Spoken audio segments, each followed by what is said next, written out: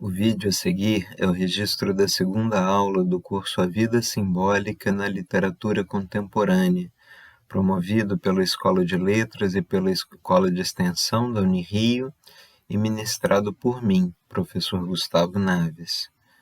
Nessa aula, a partir da leitura do romance A Estrada, de Cormac McCarthy, analiso a ambientação sócio-histórica desencantada e desalmada em que emergem a narrativa e o imaginário pós-apocalíptico contemporâneos, implicando o diagnóstico de uma sociedade destituída de recursos simbólicos e um indivíduo permanentemente tensionado diante da catástrofe.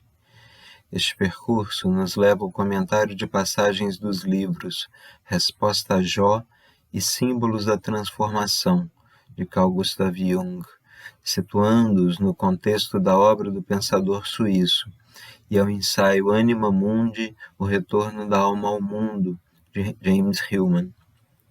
O link para a programação completa do curso está abaixo, na caixa de descrição do vídeo. Preparei para vocês hoje uma exposição sobre A Estrada, do Cormac McCarthy, né?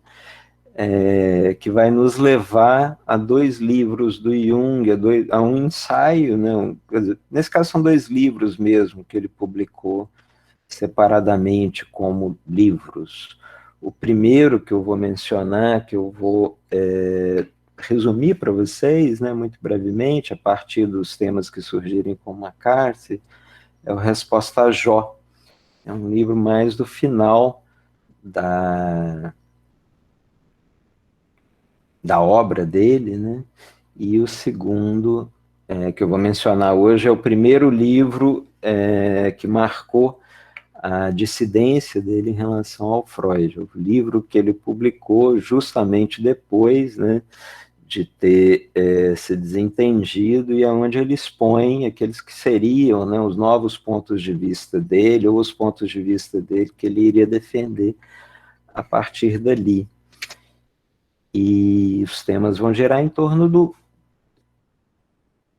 de como que a vida simbólica, tal como a gente estabeleceu na aula passada, eu vou retomar isso rapidinho, mas como a vida simbólica vai variar, né, de acordo com a tendências histórico-culturais ao monoteísmo e ao politeísmo. Isso é entendido tanto no sentido específico do fenômeno religioso, quanto também em um sentido cultural mais amplo, por exemplo, como aquele que o Max Weber usa no A Ciência como Vocação, quando ele diz que a nossa vida moderna seria marcada por uma espécie de politeísmo, na medida em que a gente não se permitia ou não mais oferecia reverência a um Deus único. E sendo que nesse texto ele defende, né, que nós deveríamos, que os cientistas, por exemplo, os jovens acadêmicos deveriam saber oferecer todo o seu esforço e toda a sua dedicação a um único Deus, a um único propósito nessa vida. É uma distinção complexa, eu creio que rica e importante, sobretudo porque ela nos leva naquilo que se refere à vida simbólica, a experiência da vida simbólica. Ela coloca em questão algo que é um conceito, né, um fenômeno da experiência moderna, que eu acho que merece um olhar logo de largada para a gente, que é aquilo que ele próprio, o próprio Weber, chamou de desencantamento do mundo.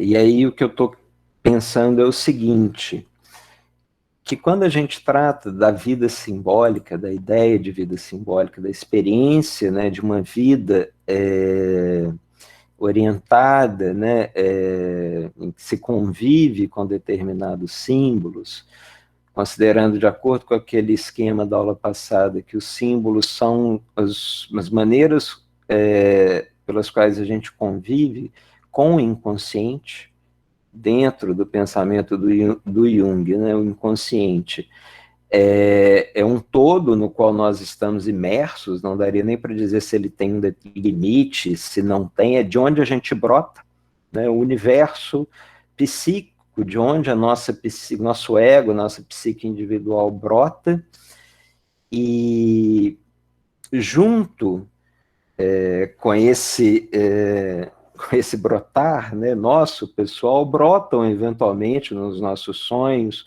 ou então a gente se depara com determinadas imagens, que eles chamam de imagens arquetípicas, que estabelecem uma conexão entre o dentro e o fora, né, entre o consciente e o inconsciente, o nosso interior e o nosso exterior, sendo que nós, dentro dessa dinâmica de dentro e fora, nós somos parte, né, e brotamos do inconsciente coletivo.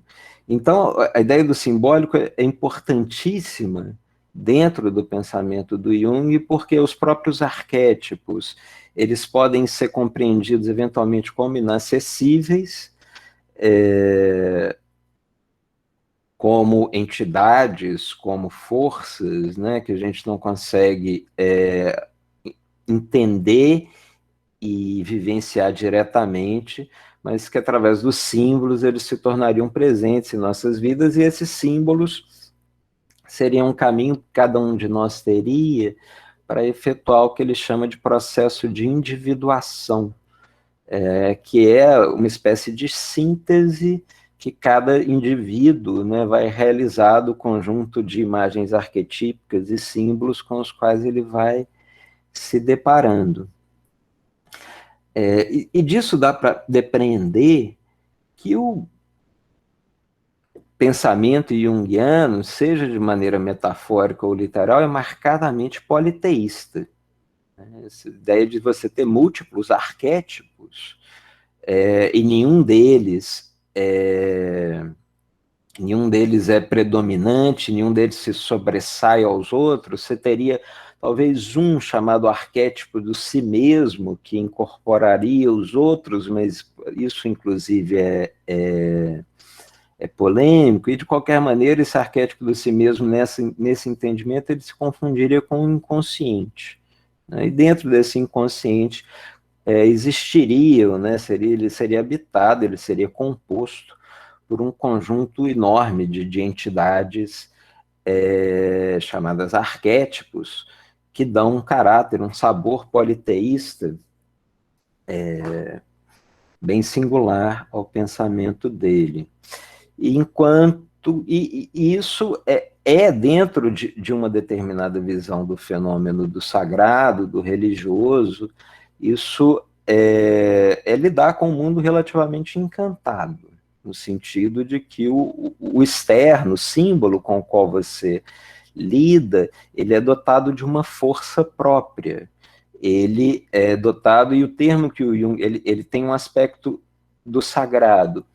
O termo que o Jung vai usar com mais frequência não vai ser encantamento, nem vai ser o sagrado, vai ser que eles são luminosos, com N, numen, dotados de numen, que tem uma forte relação com a ideia do sagrado, mas que eu acho que ele optou por usar um termo diferente para distinguir a ideia do luminoso da ideia do sagrado, dentro daquilo que o sagrado tem de vínculo com confissões religiosas, né? Então, ele falou, mais ou menos o sagrado, mas para quem confunde o sagrado com o religioso, com a experiência religiosa, não vai ser.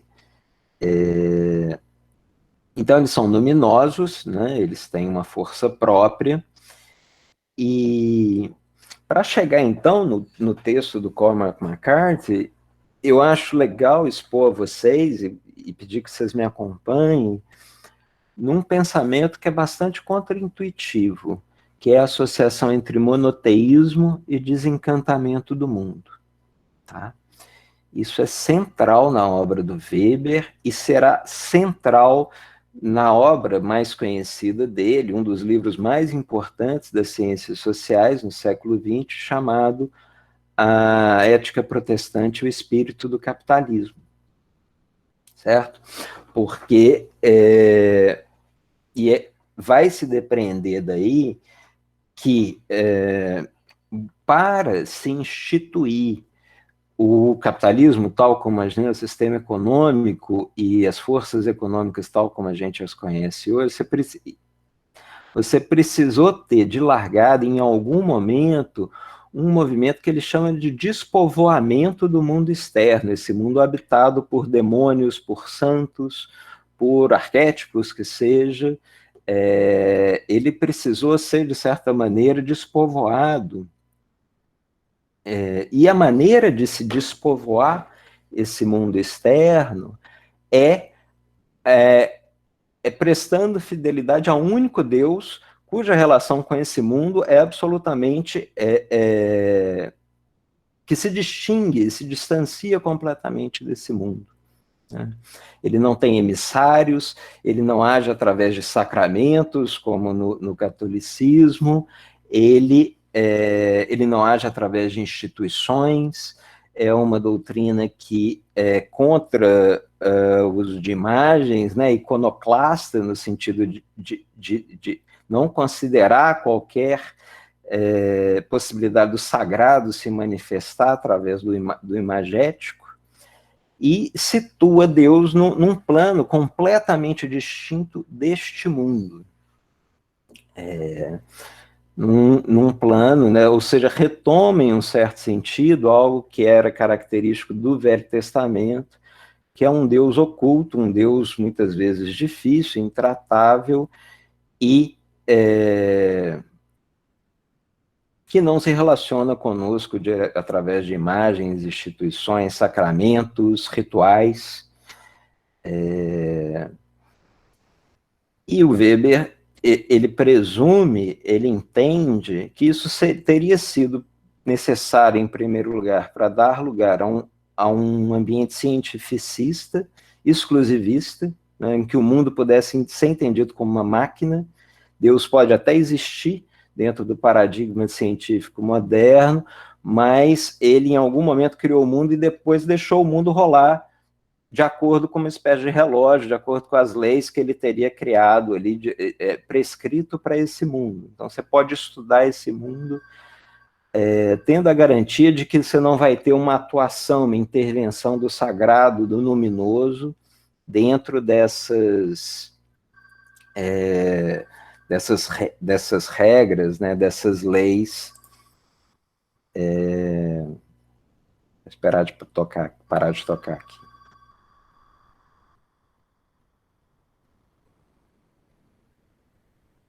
Então você tem uma garantia de que nesse mundo despovoado, ele pode ser compreendido de acordo com nossos padrões racionais, né?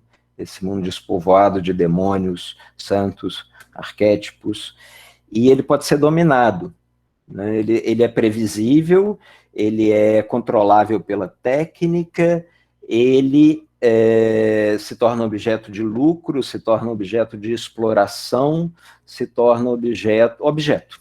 É a velha história do sujeito, objeto. Ele se torna mero objeto, ele não fala conosco mais, ele está silenciado, né? E um mundo silenciado vai ser um mundo passível de controle, de exploração, e um mundo desencantado.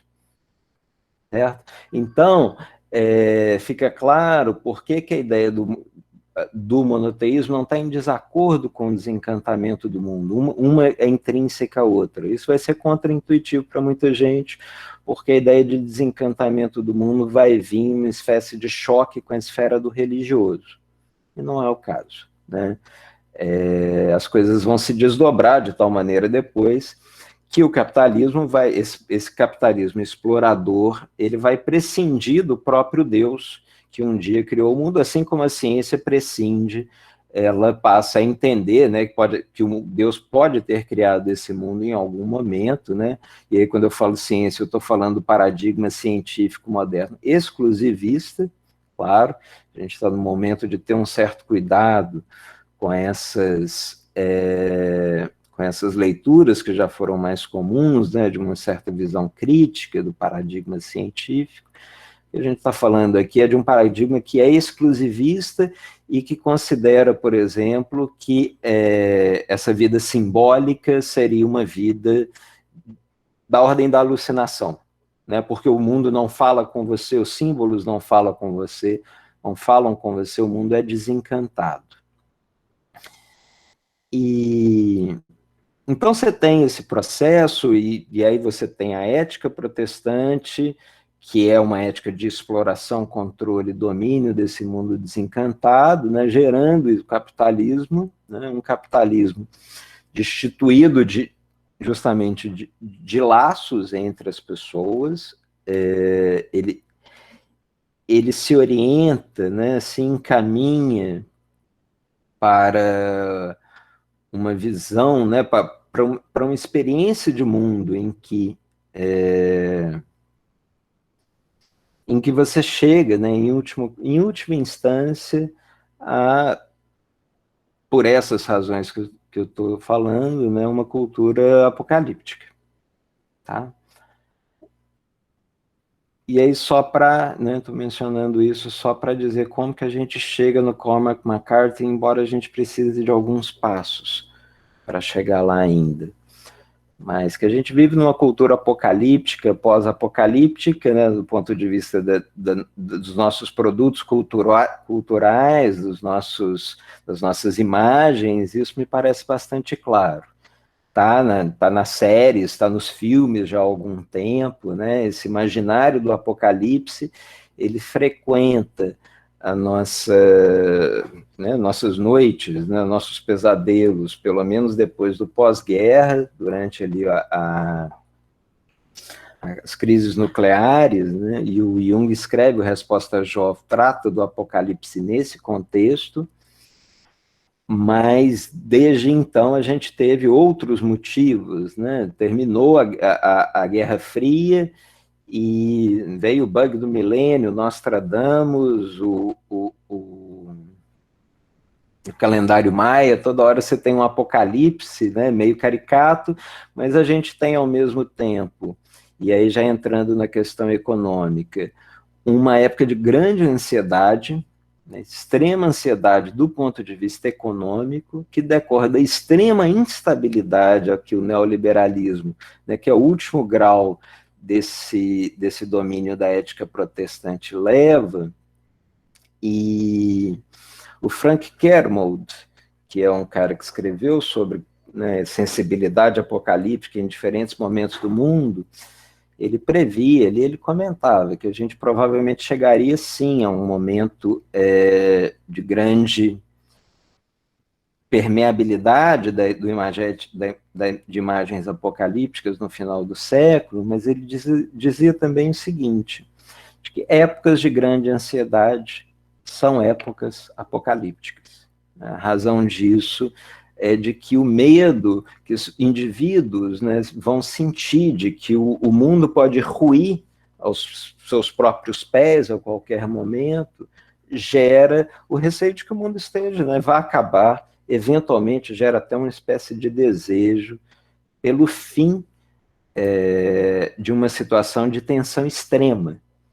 Então, o fato da gente presumir um mundo, que é muito característico também da cultura estadunidense, né? Essa vida tensionada, essa vida instável, em que você, da mesma forma como você destitui a igreja, por exemplo, né, na relação entre protestantismo e catolicismo, de funcionar ali como um anteparo e como como um agente, né, da própria ação divina, através dos sacramentos, da confissão, por exemplo, você tem, através do desencantamento, um indivíduo que não tem mais a quem se confessar, porque o sacramento da confissão foi eliminado. E nesse mesmo contexto você tem uma cultura que elimina o papel do Estado, muitas vezes, de oferecer amparo, de oferecer amparo econômico mesmo, né? E cria a ideia de que é cada um por si, sim. Mais uma vez a gente começa a chegar numa estrada, é o a cada um por si no seu limite. Né? Em última instância, a imagem do cada um por si é a imagem de um mundo pós-apocalíptico. Então, assim, é uma característica da nossa época, essa imagética apocalíptica, mas ela é muito característica da cultura estadunidense. E o Cormac McCarthy é claramente um escritor que brota de algumas tradições estadunidenses, embora seja bastante singular, né, o romance dele dentro da obra dele e dentro também dos trabalhos, né, das obras, das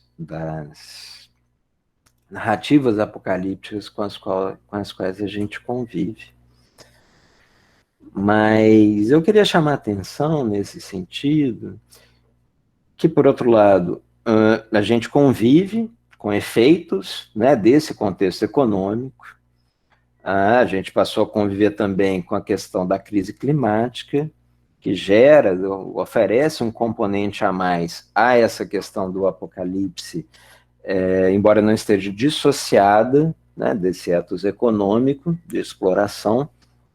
E, claro, a essa altura a gente convive com a pandemia, com uma ideia de descontrole ali da relação do homem com seu ambiente, e isso tornou, né, fez com que um dos aspectos que eu acho importante da gente partir e ressaltar no curso, que é a nossa pobreza simbólica, nossa destituição do universo, desse universo em que o mundo fala conosco, né, desse universo do sagrado, que ela é mais ou menos comum e compartilhada. Eu acho que a gente individualmente, ou às vezes em determinados grupos, a gente convive ali com uma espécie de riqueza de novos símbolos, pelo menos convivendo com a astrologia eu sinto isso, mas eu sinto que isso é compartilhável em grupos restritos, e que culturalmente, em conjunto e socialmente, nós somos em grande medida destituídos de símbolos.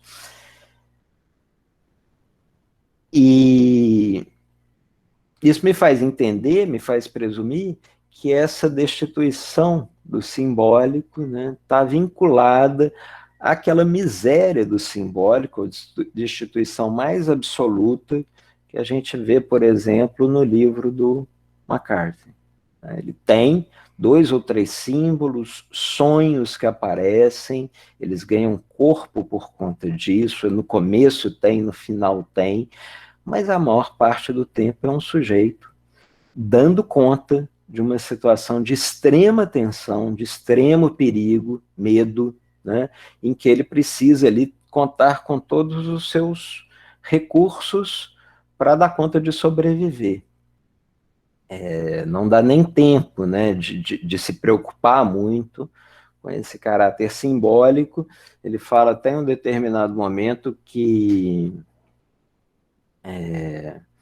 sonhos de perigo eram os únicos que interessavam a ele, que todos os demais seriam um chamado da morte.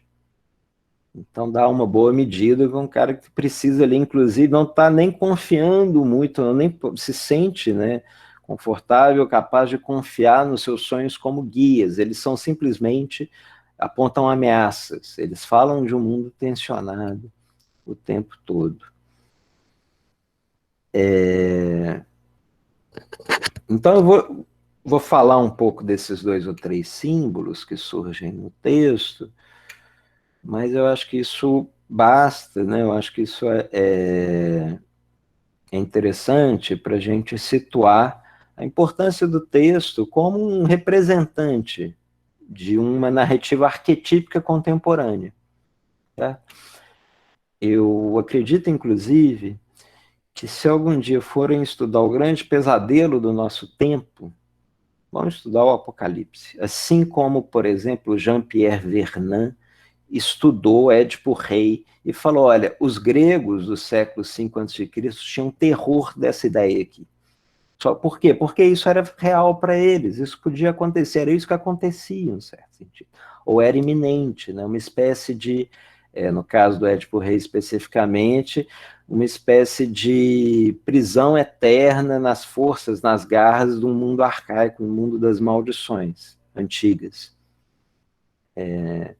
Me parece, claro, que o historiador do século XXI, que for olhar para nós aqui, querendo entender como era a nossa vida afetiva, vai falar, esse pessoal tinha um pesadelo muito evidente com o fim do mundo. Né? Isso habitava as noites deles de uma maneira bastante singular. E é uma coisa cujas imagens, essas imagens, elas estão ao mesmo tempo e mais do que nunca presentes no nosso cotidiano também. Então não é de se espantar.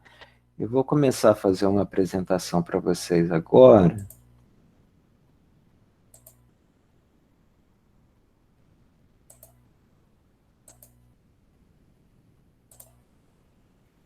E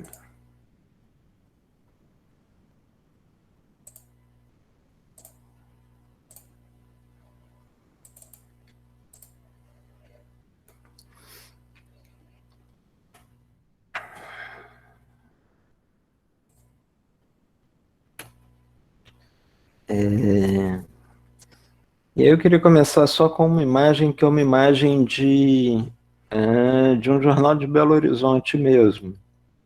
Imagem de jornal, uma imagem de algum momento de cerca de um ano para cá, que é uma imagem do ponto de vista isolada, né, do contexto, da publicação, é uma imagem apocalíptica, pós-apocalíptica, que combina esses fatores, esses vetores dos quais eu estava tratando, né?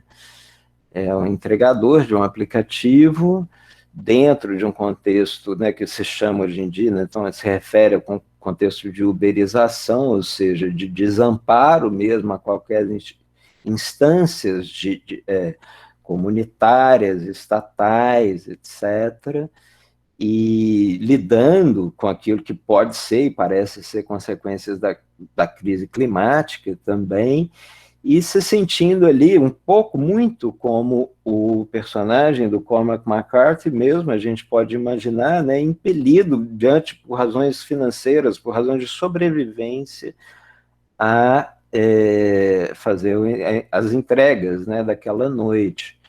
Então, isso que é a experiência de um tensionamento constante, né, de uma vida por razões econômicas e também climáticas, já né, presente em contextos que, de certa forma, já né, apresentam esse pesadelo contemporâneo em imagens concretas que adquirem, ao mesmo tempo, um caráter simbólico, talvez arquetípico, mas isso a gente pode deixar para discutir depois. E recuperei uma imagem que eu acho que tem a ver também com o momento atual, que tem a ver com o desencantamento do mundo e questões econômicas, né, tal como elas aparecem, que é um anúncio da Superintendência de Desenvolvimento da Amazônia, nos anos 70, a Sudã, que eu acho que coloca, né, numa imagem, né, de maneira bem clara, tudo aquilo a que o Weber se refere quando ele trata de desencantamento do mundo, né? A motivação desse despovoamento está lá na origem, né? Tá nessa a origem desse despovoamento está no monoteísmo, mas ele com o tempo se converte, na ética de protestante se converte no espírito do capitalismo, e o mundo, esse mundo povoado das lendas, esse mundo encantado, esse mundo repleto de símbolos, imagens, que tem vida própria, ele se torna um mundo morto, né, passível de domínio, controle e exploração, com fins, com vistas ao lucro, o que está bem claro aí na legenda da foto: chega de lendas, vamos faturar.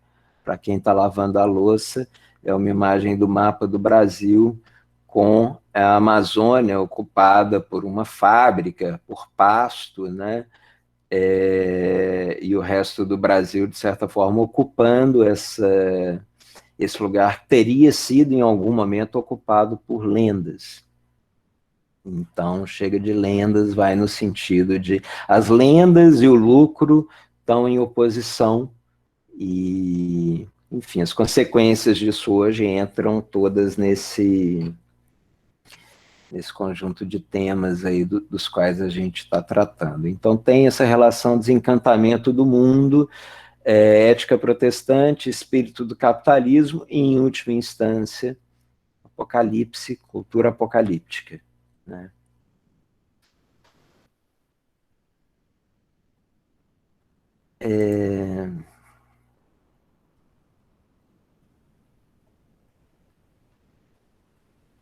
Tá.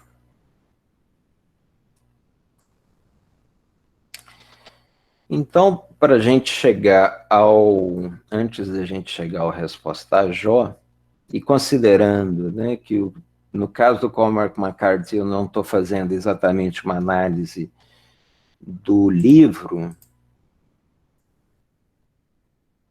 e sim usando um pouco como pretexto para a gente chegar, né, estabelecer um roteiro de leitura do Jung, mas aproveitando, né, questões que sim estão presentes no livro e em outros aspectos da cultura contemporânea, eu queria passar por um momento só em que a vida simbólica do protagonista do McCarthy aparece, né, uma vida simbólica, como eu disse, destituída de relação com o mundo dos objetos, com o mundo externo.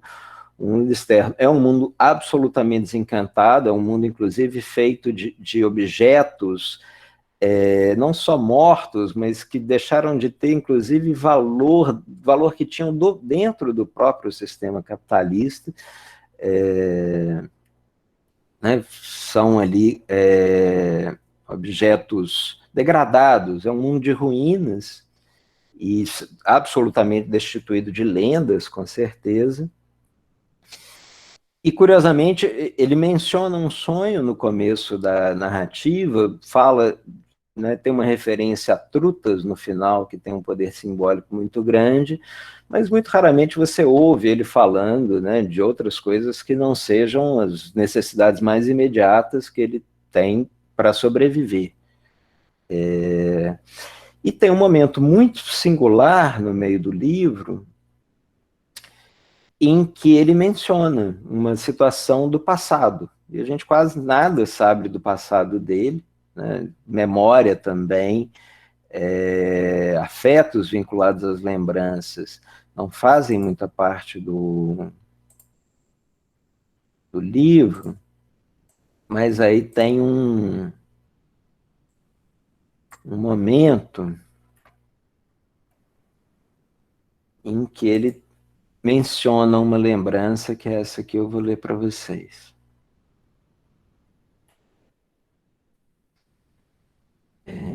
De pé na beira de um campo de inverno, em meio a homens brutos, da idade do menino, lembrando aí que ele está o tempo todo acompanhado do filho, né?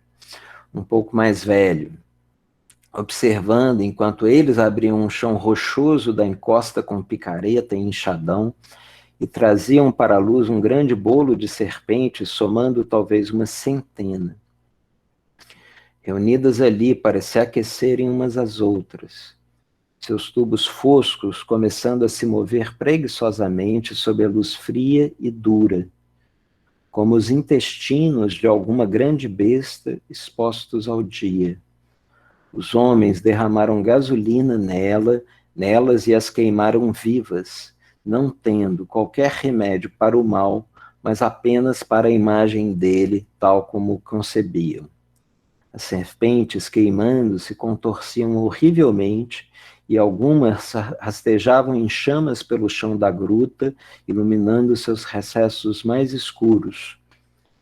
Como eram mudas, não havia gritos de dor, e os homens as observavam queimar e se contorcer e enegrecer.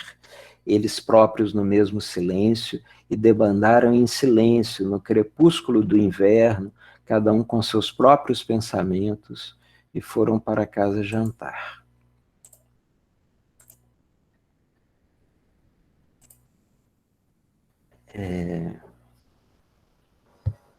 E aí, nessa passagem, tem uma questão que eu acho que vale a pena a gente ter em mente, que é específico, né, desse trecho do McCarthy, e cria uma maneira da gente explorar um pouco mais essa relação do simbólico na literatura norte-americana e estadunidense. Porque quando ele fala, eles não tinham outro remédio para o mal, não tinham remédio para o mal apenas para a imagem dele, né, tal como concebiam. Você está falando de um universo realmente destituído dos recursos rituais, por exemplo, para se lidar com o mal. Você está falando de uma cultura destituída, como eu disse, ritos, né? E de imagens, de tradições, de símbolos, né? Da compreensão da própria serpente como um símbolo, por exemplo, e de uma espécie de convivência com o mundo natural não humano, em que a serpente não é só serpente, mas é também, né, remete a outras experiências e tradições, e a reação deles diante do que é o símbolo do mal é queimar e pronto, e eles vão para casa. É uma reação bem característica dessa que gera esse universo, que brota desse universo desencantado e gera com ele uma série de consequências. Eu estou chamando a atenção para esse ponto porque a gente vai explorar ele de novo quando James Hillman tratar, e eu vou mencionar isso na terceira aula desse módulo, a quarta aula do curso, de uma percepção que ele tem que eu acho que enriquece a nossa visão dessa experiência, que é quando ele diz que na cultura estadunidense, inocência constela violência. E aí constelar, gente, é um bom exemplo de como que esse termo é usado pelos junguianos. Tá? Estou usando isso como estudo de caso também, de exemplo, porque dentro daqueles esquemas que a gente discutiu, trabalhou na aula passada, você tem na dimensão, na leitura freudiana psicanalítica, relações mais causais, né? Determinados traumas causam determinados sintomas. E dentro desse pensamento mitológico, finalista, dos arquétipos, você vai ver com maior frequência esse uso do termo constelar, que é diferente de causar. Uma coisa causa outra, é uma relação temporal que trata de efeitos. Né? Uma coisa constela a outra, é uma relação de reciprocidade, as duas brotam juntas, elas podem estar separadas no tempo, mas elas são resultados de uma mesma configuração. Constelar aí tem a ver com constelação mesmo, e diz respeito àquilo que o Jung chamou também de sincronicidade. Né? Então, compreender determinados mitos, compreender determinados arquétipos através dos seus símbolos, seria um modo de entender como que as coisas se constelam. E o James Hillman vai tratar disso, inclusive, a partir do mito de Perséfone. Ele fala, a inocência de Perséfone constela a violência de Hades. Tá? O mito tem que ser visto num conjunto. A gente vai ver também como que a Patricia Berry, ao tratar desse mito, fala, pois é, isso constela a depressão de Deméter. E aí eu estou tratando todos esses três casos, né, do mito em que a filha de Deméter, Perséfone, é uma garota inocente que é raptada para o Hades por Plutão barra Hades, né, dependendo do contexto. Ele fala, isso é um conjunto, essas coisas se constelam. E o que o James Hillman vai tratar, nesse caso específico, é como que a autopresumida inocência dos estadunidenses, constela um alto grau de violência, de que é uma sociedade que teria uma tendência grande à violência mesmo, por causa da sua autoimagem inocente. Isso é motivo de estudos muito interessantes. Eu tenho uma amiga que escreveu uma tese sobre a questão da inocência na obra do Henry James, a Luísa Laranjeira, e eu acho que essa imagem é um exemplo assim, de uma relação com o simbólico, né, em que justamente assim, eles são silenciosos, são figuras aparentemente obtusas realmente, não lidam com a complexidade do mundo, podem se compreender como as pessoas mais inocentes do mundo, mas a relação deles, quando vem algo que se assemelha a uma imagem do mal, queima. Né? E quanto mais você queima, quanto mais você destrói, sabe-se lá como essas forças vão voltar. Né? E a gente volta àquela imagem do chega de lendas, vamos faturar. Né? Sabe-se lá o que essa destruição do repositório do inconsciente coletivo, né, vai gerar em termos de sintomas nesse outro âmbito, ou estará constelando juntamente, né, no pacote de questões e de temas que vão surgir. Então, o que eu queria enfatizar, né, em todos esses casos e com essas colocações, é essa relação entre o monoteísmo e desencantamento do mundo, chegando, né, numa visão apocalíptica. O Jung, no Resposta a Jó, faz mais ou menos esse trajeto. É curioso. Tá? E eu vou dar uma super resumida no argumento do Resposta a Jó, em uma página, mas que eu acho interessante, aí quem tiver interesse pode recorrer ao texto completo, né? Eu acho interessante porque é um sujeito tratando com algo que era muito caro a ele.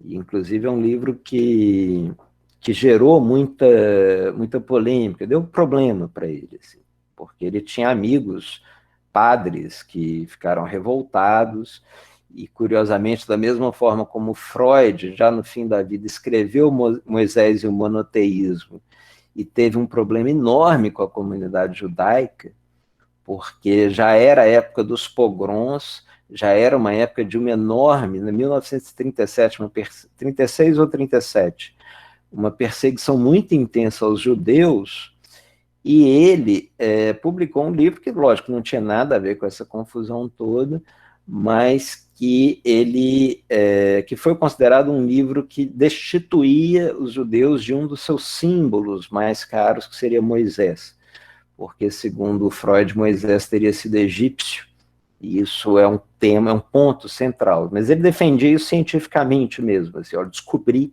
que o Moisés foi egípcio, e isso é o que dá o mote para a narrativa dele no Moisés e o monoteísmo.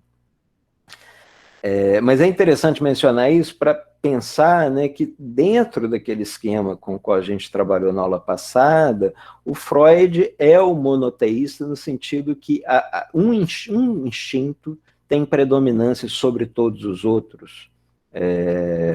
No caso, é o instinto da sexualidade, e uma narrativa se repete com muita frequência. Né? O Freud se adequa muito mais à ideia de um monotema. Ele pode não ser monoteísta, mas ele é monotemático com alguma frequência.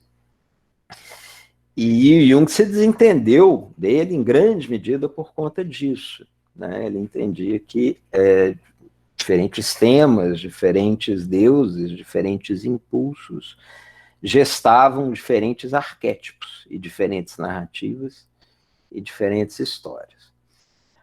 Quando ele escreveu Resposta a Jó, a questão dele já não era essa mais, né? Era lidar ali com uma determinada leitura que ele fez da experiência da tradição cristã, né? e da oscilação, e esse é o ponto que eu quero enfatizar com vocês, entre o monotemático, o monoteísta, e a capacidade que o cristianismo gerou de criar símbolos, né, de ser uma tradição simbolicamente, imageticamente muito rica. Jung escreve, lógico, consciente de que talvez fosse uma tradição já muito desgastada, que talvez não fossem aqueles os símbolos que iam renascer ou que iam ser revigorados. Ele presume essa pobreza e essa destituição do simbólico, mas ele está analisando uma tradição específica que foi muito rica, segundo ele, na produção de símbolos, e teria criado um símbolo fenomenal, no mínimo dois, na verdade, que seriam Jesus Cristo e Maria. Tá? E aí ele situa isso na tradição cristã, fazendo primeiro uma leitura do livro de Jó, porque, segundo ele, o livro de Jó, né, a história de Jó,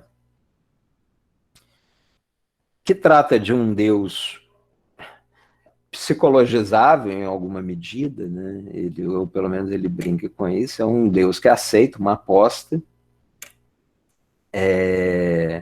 mas que no final das contas, diante da experiência, né, daquilo que ele vê da maneira como ele vê a própria criatura tolerando e reagindo às mil pestes e sofrimentos que são impostos a ela, o Jung faz a leitura de que Deus sente inveja da criatura, de que ele se encanta com a própria criação. Ele passa a sentir uma necessidade de viver aquela experiência que ele não teria vivido, né? Ele não conhece, que é a experiência de encarnar. E aí ele fala, olha, a encarnação, a história de Cristo surge do livro de Jó, quando Deus decide encarnar, decide viver como um ser humano e ver como é. Isso seria um primeiro movimento, ou um dos movimentos importantes, justamente em que o Deus uno e totalmente separado do mundo se torna um símbolo encarnado, se torna algo acessível às consciências humanas, se torna imagem, né? E produz a partir daí uma série de imagens, né? Toda uma tradição que vai gerar santos, né? Ela é muito mais poli do que mono em diversos aspectos. E gera uma relação muito mais mediatizada com o divino. É aquela figura que coloca o Santo Antônio de cabeça para baixo, né? Se não...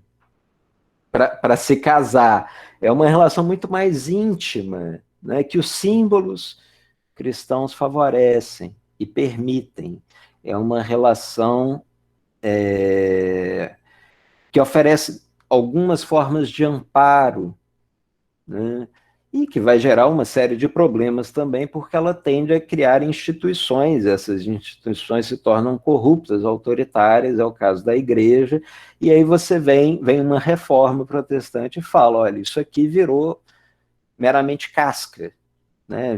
Perdeu o sentido. Todos esses símbolos, hoje em dia, são mobilizados com intenções de lucro, disso, daquilo, e você tem esses movimentos entre o mono e o poli no interior da tradição judaico-cristã, né? Judaísmo mais monoteísta, um cristianismo que faz proliferar os símbolos, e uma reforma que acusa esses símbolos, né? Que recusa esses símbolos e gera novamente uma relação mais tensa, mais tensionada com o divino. O Jung vai, dentro dessa lógica, ele veria já como um primeiro movimento reformista, digamos assim, bem entre aspas aí, o Apocalipse de João. Tá? Olha, a tradição apocalíptica já é uma tradição. Quando o Apocalipse de João surge na Bíblia, já é novamente um Deus que recusa esse mundo. Ele perdeu o encanto que ele sentiu por algum momento, né? Ele não se manifesta mais nesse mundo, e esse mundo é visto como algo totalmente degradado, que merece arder nas chamas do inferno. Inclusive, todos os músicos, todos os pintores, e aí você tem uma lista lá daqueles que produzem símbolos e imagens, vão queimar no mundo apocalíptico. E, curiosamente, dentro do esquema do Resposta a Jó, que é um livro dos anos 50,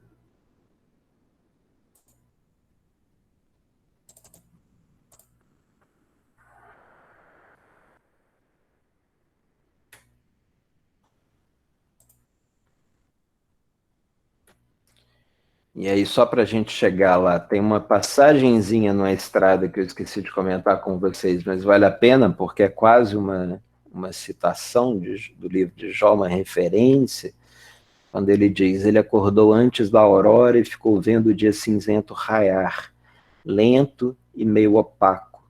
Levantou-se enquanto o menino dormia e calçou os sapatos, e, envolto pelo cobertor, caminhou através das árvores. Desceu para dentro de uma fenda na pedra e ali se agachou tossindo e tossiu durante um longo tempo. Depois ficou apenas ajoelhado nas cinzas, ergueu o rosto para a manhã pálida. Você está aí, ele sussurrou. Vou enfim te ver, mas você tem um pescoço para que eu possa estrangular? Você tem um coração? Maldito seja eternamente, você tem uma alma? Ó Deus, ele sussurrou. Ó Deus. E então esse indivíduo, né, é submetido aos mais terríveis sofrimentos, a experiência mais tensionada, virando para a única força do sagrado com a qual ele parece conviver realmente, que é um Deus distante desse mundo, e cobrando dele, né, de certa maneira. Poderia-se dizer que é uma referência a Jó, se não fosse tratar isso como referência, não fosse algo tão em desacordo com esse universo do Cormac McCarthy, que é um universo sem tradição e sem referências, ou seja, essa experiência brotando novamente, uma experiência de um monoteísmo radical, em que esse mundo é visto como algo absolutamente desencantado e degradado. E aí tem o esqueminha do Resposta a Jó, né, que chega no Apocalipse de João a uma experiência semelhante a essa que a gente está observando e descrevendo, né, à medida em que João recusa a ambivalência, né, porque Jesus Cristo é um símbolo potente, mas como todo símbolo, ele é completamente ambivalente, né? Ele é o sagrado no humano e, portanto, de certa forma, traz à terra o elemento divino e, ao mesmo tempo, rebaixa, em um certo sentido, encarna, né? E, ao mesmo tempo, eleva o componente humano a algo de luminoso, de sagrado.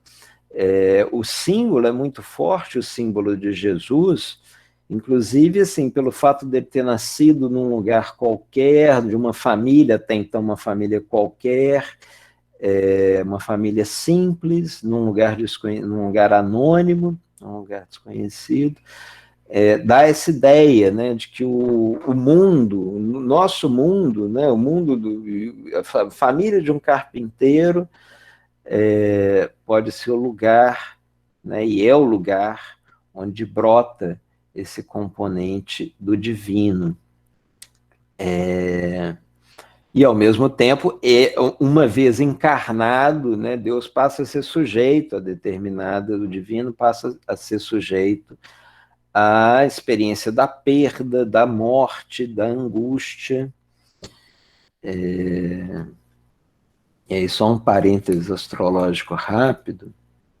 A gente teve a lua nova em Câncer ontem, né? E sempre que eu menciono esse tema, eu penso, né, no arquétipo, não sei se o arquétipo é o melhor termo, mas no signo, nas imagens, na experiência canceriana do mundo, que é essa experiência tão dilacerada pela perda, né, tão encarnada, tão apegada, no melhor sentido, a esse mundo, que parece conhecer ali pela primeira vez, né, o prazer e o carinho, o afeto pelas coisas, e ao mesmo tempo conhece a perda tão claramente, tem uma dimensão trágica, né? E aí você tem essa contradição encarnada no símbolo de Jesus Cristo. E aí ele trata, né, o Apocalipse de João como um outro solavanco, um tranco em direção ao monoteísmo de novo, ou seja, um Deus que não dá as caras, que rejeita esse mundo, que acha que ele está condenado, né, que escolhe ali uns poucos predestinados, como viria a acontecer com o calvinismo no mundo protestante, para se salvar, e o resto tá condenado a queimar mesmo, né, a ser completamente destruído. E tem uma coda no Resposta a Jó, que eu acho interessante, porque o Jung escreve nos anos 50, um pouco depois do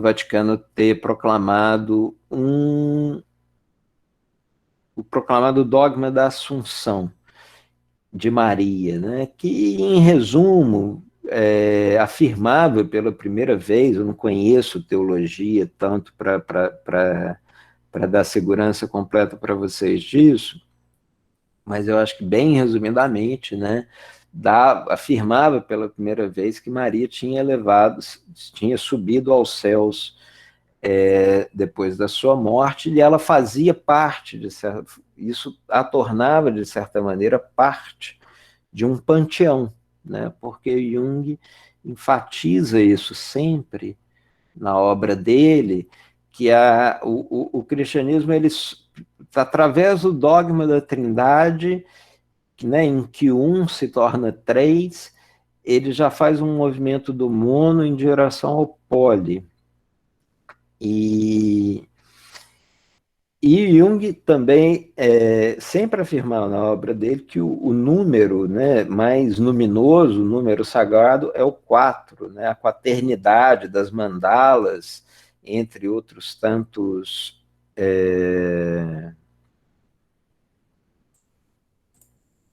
ela seria, né, o número do sagrado efetivamente. Então ele saudou a Assunção de Maria como o acontecimento simbólico mais significativo do tempo dele, né? Porque Maria teria sido alçada ali a uma participação numa quaternidade, a Trindade teria se tornado uma quaternidade, e o componente feminino, né, que ele também, filho de pastor, achava tão filho de um pastor protestante, né, considerava tão ausente no protestantismo, esse monoteísmo, ele carregava toda as suas fichas, né, seu peso num Deus. Esse monodeus era um Deus masculino, também masculinizado, e que, com todos os poréns e todas as ressalvas que a gente pode fazer, partindo, por exemplo, pensando na tradição politeísta grega, em que outras deusas, um conjunto grande de deusas tem um papel muito grande, ele diz que a Assunção de Maria, pelo menos, teria dado um componente feminino e criado essa quarta dimensão necessária para... É quase que o mínimo necessário do politeísmo, você ter 4, né? Um vai gerar apocalipse, é mais ou menos o resumo da história é isso. Você tem um Deus só, esse mundo vai ser visto em algum momento como algo totalmente degradado, né? Porque ele está aqui para ser explorado, para gerar lucro, para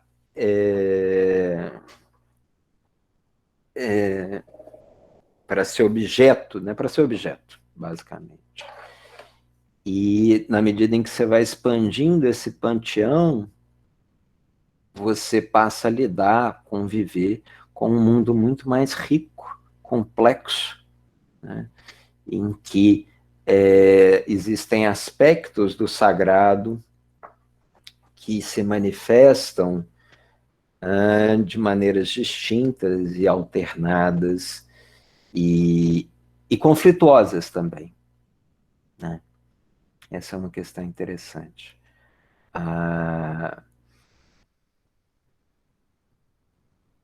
Todo politeísmo, todas as culturas politeístas, elas acabam em algum momento, por outro lado, né, elas têm essas vantagens, mas geram muitas vezes uma certa confusão. Deus demais, às vezes, atrapalha, confunde. Né? E os romanos, por exemplo, sabiam bem disso, eles enlouqueciam, às vezes, com, né, a que Deus eu devo prestar minhas contas hoje? Né? Qual que é o Deus da... Primeiro você tinha o Deus da segunda, o da terça, da quarta, da quinta, aí depois passou a ter o da segunda de maio, do terceiro domingo de abril e por aí vai, né? E o hinduísmo também, já com todo aquele repertório de deuses que ele tem, gera experiências difíceis de confusão mesmo. Há quem diga que o budismo é um hinduísmo reformado, que a hora que o hinduísmo se tornou inviável por conta da quantidade de rituais e deuses, né, veio o budismo e deu uma grande simplificada na coisa toda.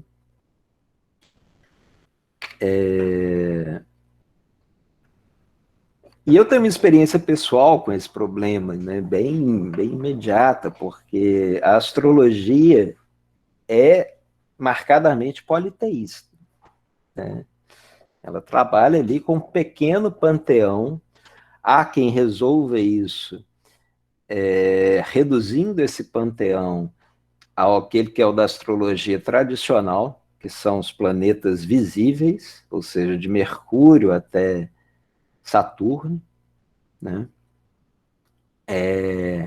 Há quem trabalhe com a astrologia moderna, que inclui até Plutão nesse panteão simbólico, e há quem trabalhe e goste de trabalhar com um conjunto grande de outros pequenos planetas anões, tipo Ceres e asteroides. E eu gosto, né? Então vivo às vezes com esse problema de, às vezes, fazendo leituras ou tentando entender e falar, mas Cassandra está muito ativa no meu mapa hoje. Isso faz parte, assim, do meu... E às vezes isso é meio enlouquecedor. Eu vou dar uma dica para vocês pessoal, tá, gente? Da minha visão do assunto. Quando vocês ficarem confusos, do ponto de vista astrológico, vocês têm que prestar contas para o ascendente. Mas é a minha maneira de ler. Do ponto de vista social, a gente resolveu isso muito como os egípcios. O Jung fala disso, aí eu já estou entrando um pouco nos símbolos da transformação. Ele trata desse assunto no trechinho que eu passei para vocês. Começou a confundir, ter Deus demais, volta para o Sol. O Sol é uma espécie de âncora, né? De centro mesmo, né? Que poderia resolver os momentos de muita confusão politeísta. Eu digo que a gente resolveu isso socialmente assim com a astrologia, porque aquilo que a gente chama de nosso signo é nosso signo solar. Então, no final das contas, a gente presta reverências e presta contas ao nosso signo solar. E aí os símbolos da transformação, que eu vou introduzir e comentar bem rapidamente para a gente conversar um pouco, é o livro que ele escreve, de certa maneira, para marcar a dissidência dele em relação a uma postura do Freud, que ele achava não só monotemática, como dogmática, né? E aí tem aquele histórico da dissidência, do desentendimento deles. Ele é um estudo de caso, mas como estudo de caso, ele me parece desinteressante, confuso pra caramba, né? E a obra do Jung confunde muito como os politeísmos confundem, com frequência. É muito Deus, é muito símbolo, é muita informação, né? Ele não tem aquilo que o Freud tem muito claramente, que é um direcionamento muito claro a partir de premissas muito nítidas que vão levar as narrativas a um desdobramento unívoco. Ele se perde prestando reverência a muitos deuses, analisando uma miríade enorme de símbolos, ou pelo menos ele nos perde, talvez ele não se perdesse, mas a gente fica perdido. E o Símbolos da Transformação, ele teoricamente é um estudo de um caso do início de uma esquizofrenia, mas ao contrário dos estudos do caso de Freud, né, do caso Schreber, do pequeno Hans, do Homem dos Lobos, ele não é narrativamente muito interessante, né, de você ver ele como que aquele caso se desdobra. Ele é interessante, no meu entender, como a obra do Jung viria a ser interessante a partir daí, que é justamente nas infinitas digressões interessantes e ricas que ele oferece, em meio a pretextos que de repente você não lembra mais quais são.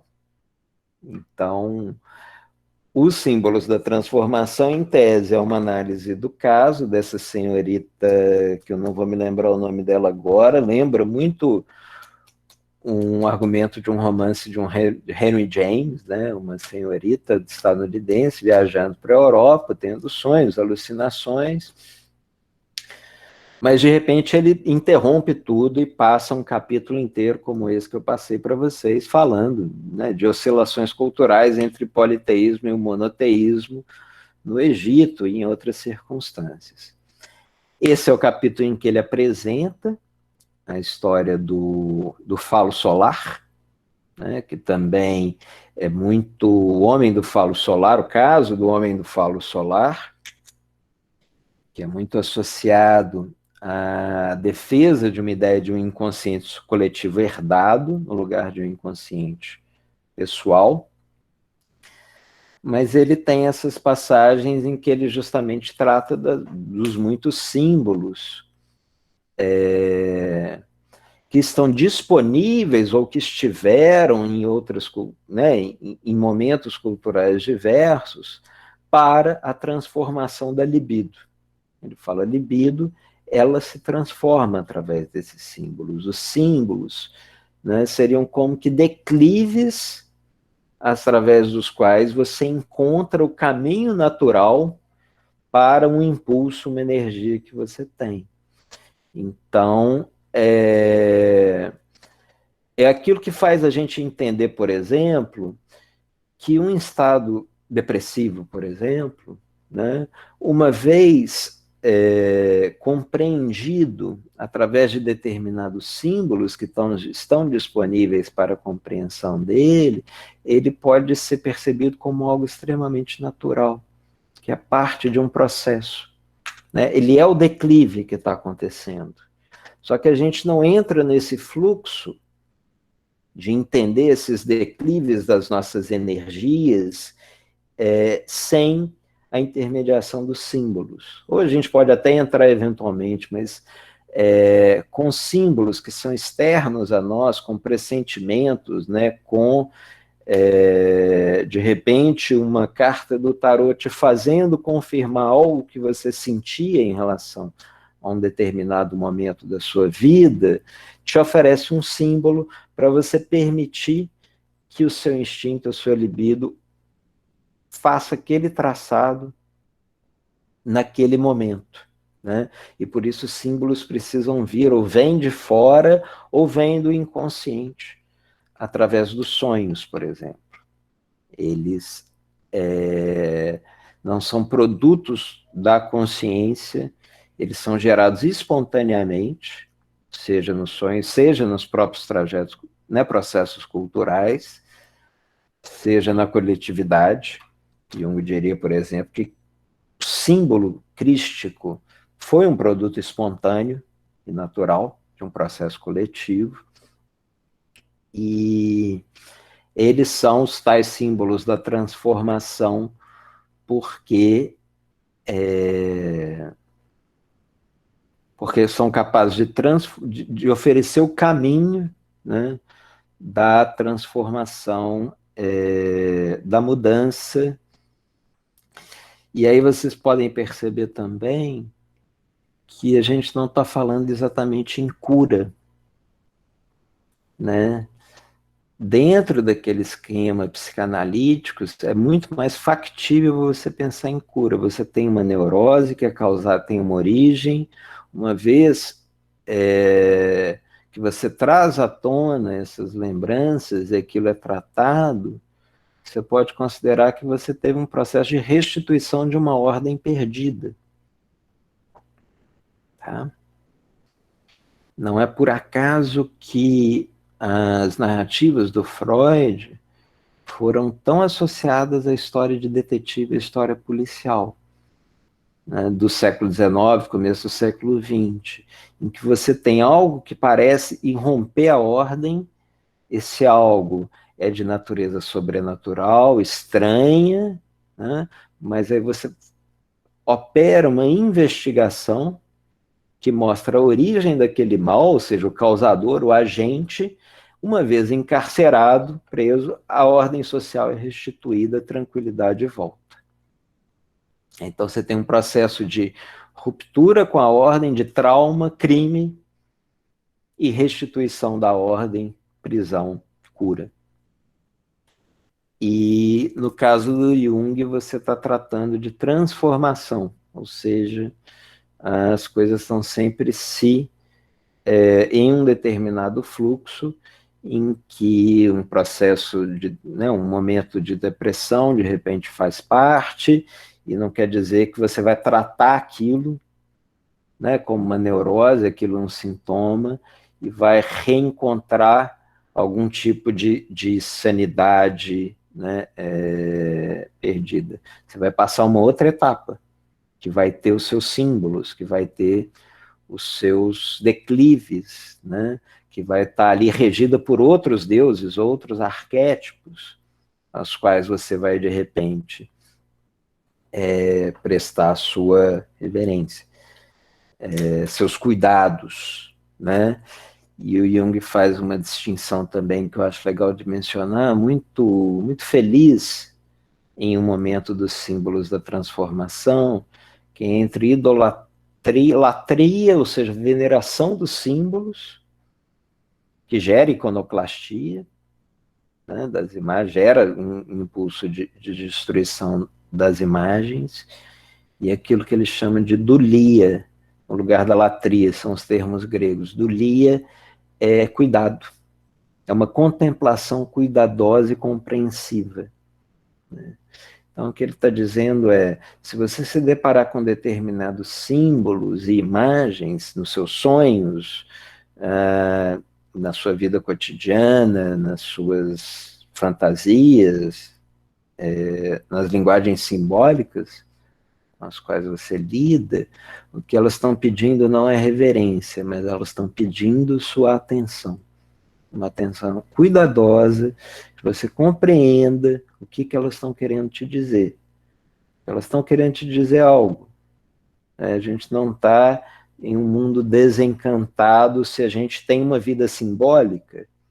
A gente não está em um mundo desencantado, a gente está em um mundo que fala conosco, através de mitos, de lendas. As maneiras como isso acontece vão variar. A gente vai ver isso no decorrer do curso. Né? A vida simbólica na literatura contemporânea. Diferentes expressões do simbólico, diferentes experiências com o simbólico em diferentes livros. E aí isso vai mudar, né, caso a caso. o Jung termina o símbolo, não, termina o capítulo que eu passei para vocês, dos símbolos da transformação, falando, deixa eu buscar aqui, as duas últimas citações.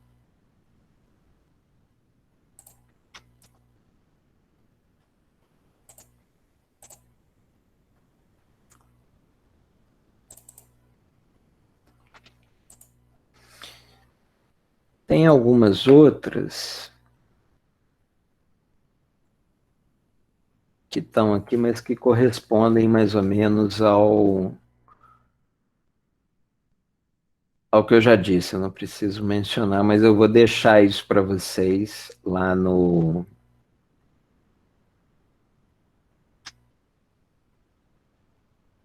arquivos.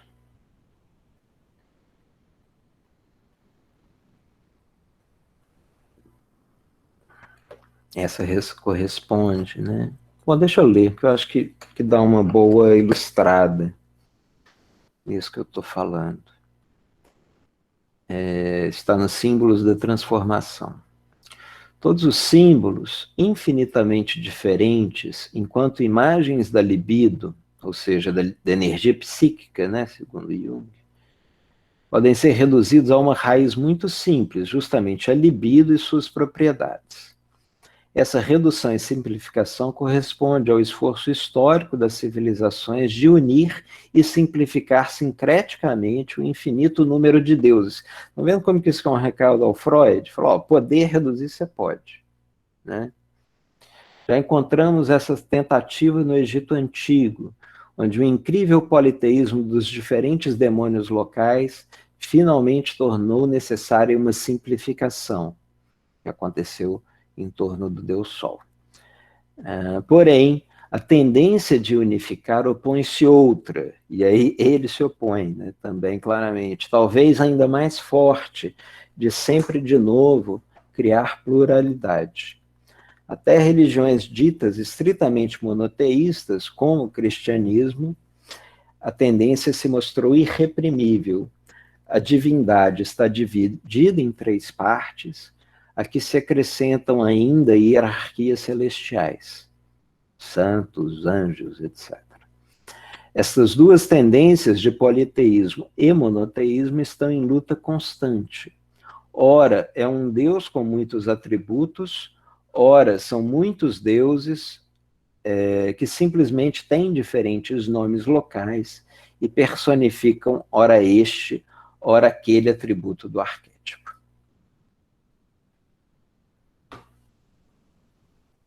Aí ele trata especificamente do Sol, né, e dessa capacidade do Sol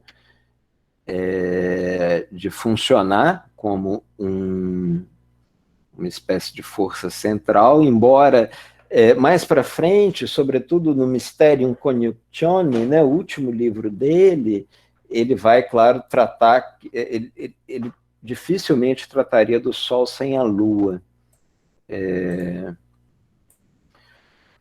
porque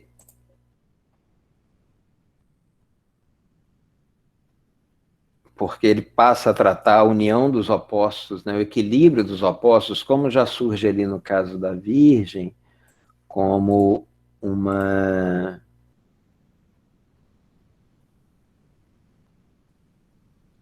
questão central na obra dele.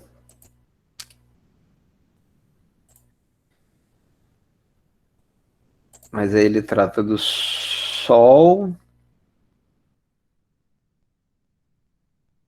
e termina nesse trecho, esse é o ponto que eu queria comentar com vocês para encerrar, dizendo: o símbolo é uma expressão indeterminada, ambígua, que indica alguma coisa dificilmente definível, não reconhecida completamente.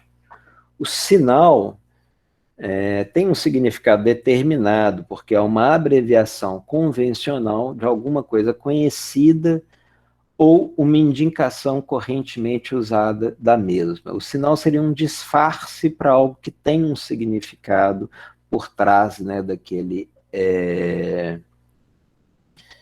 daquele conteúdo, daquela imagem. O símbolo seria algo que remeteria a algo de misterioso e indefinível. Por isso, o símbolo possui numerosas variantes análogas, e quanto mais possuir, tanto mais completa e correta é a imagem que trata de seu objeto.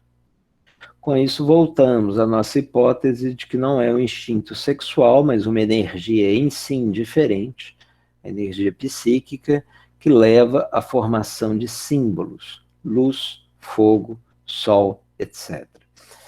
E o que está em jogo aí nesse final que eu queria enfatizar é que mesmo em épocas de grande destituição simbólica, de grande pobreza simbólica, esses símbolos naturais vão permanecer como símbolos disponíveis. Eles são muito imediatos, eles são muito espontâneos mesmo para a nossa experiência. Então, no A Estrada, começa com um sonho falando de água.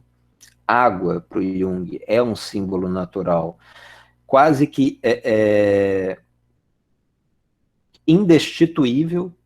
Tipo, a humanidade convive, mesmo nos momentos de maior pobreza simbólica, com a água como símbolo do inconsciente. E ele está numa caverna e fala de um lago, e no final tem esse diálogo dele com o menino. O pai fala com o filho: continue indo para o sul, faça tudo do jeito que fizemos. Você vai ficar bem, papai, tem que ficar. Não vou não, fique com a arma o tempo todo. Você precisa encontrar os caras do bem, mas não pode correr nenhum risco. Está ouvindo? Quero ficar com você. Você não pode. Por favor, você não pode. Você tem que levar o fogo. Não sei como fazer isso. Sabe sim. Ele é real, o fogo? É sim. Onde ele está? Eu não sei onde ele está. Sabe sim. Está dentro de você. Sempre esteve aí. Posso ver.